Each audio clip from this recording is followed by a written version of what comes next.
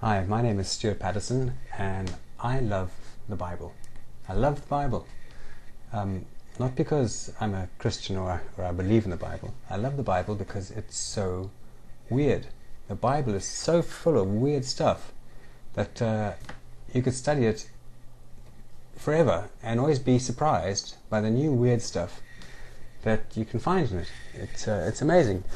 I did a video earlier on about the problems I was having with the concept of Jesus being all man and all God, and the problems I had with with him being taken bodily into heaven. And so I was going to make another video on that. And I suddenly thought, are there any other biblical precedents for people being taken physically in their existing human bodies, earthly bodies, being taken physically into heaven? And the cool thing is, the Bible doesn't disappoint. Yes, there are, and it's ever weirder, the Bible. Check this out. This is a web page I found about Mary, because of course the Catholics believe that Mary was taken physically into heaven. The assumption of Mary. And in order to back this actually non-biblical bit of stuff up, this web page gave me other instances of people who've been taken physically up into heaven. We have Elijah. Elijah, according to 2 Kings, chapter 2, verse 11, was taken bodily into heaven in a whirlwind. And remember when Jesus had the transfiguration, and he appeared all glowing in light and stuff, and had Elijah on one side of him, and Moses was on the other side. And because of that, people can deduce that Moses was also taken physically into heaven. Because we don't know where Moses' tomb is. There's another cool guy called Enoch. Genesis chapter 5, verse 24. It says, Enoch walked with God, and he was not. Okay, he was there, but then suddenly he was not. For God took him. He was taken up that he should not see death, and he was not found, because God had taken him.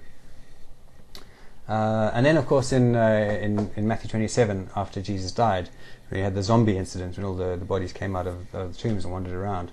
This web page gives an interesting thing. It says there is no record of these Old Testament saints dying and having to be buried again. Therefore, they're either still wandering around the place like the living dead, or they must have physically been taken up into heaven.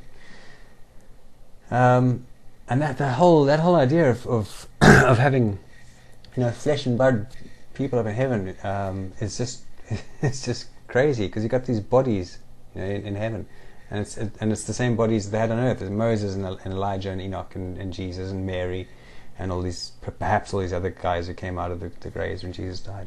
They were walking around on earth, and suddenly, whoops, up they go into heaven. So do they still sweat? Do they still get hungry?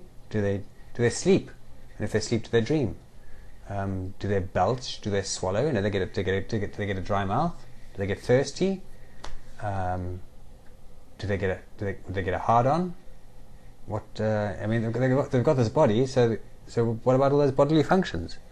Or does it somehow get magically transformed into some kind of super special body that doesn't need all that kind of stuff? In which case, it's not really a body, is it?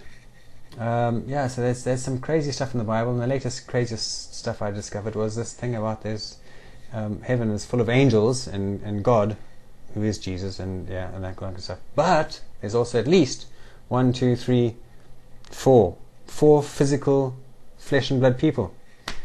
And what's heaven like? Given that we're physical bodies and gravity has an effect on us, do those 4 guys, Elijah and Enoch and Moses and Jesus and Mary, do they walk around in heaven, or do they just float about?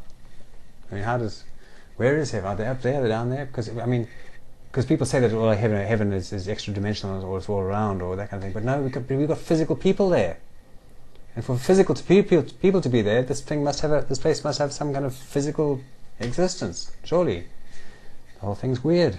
It's a weird book. It's a weird book, the Bible. I love the Bible. Open at any page, you'll find something weird. I recommend it.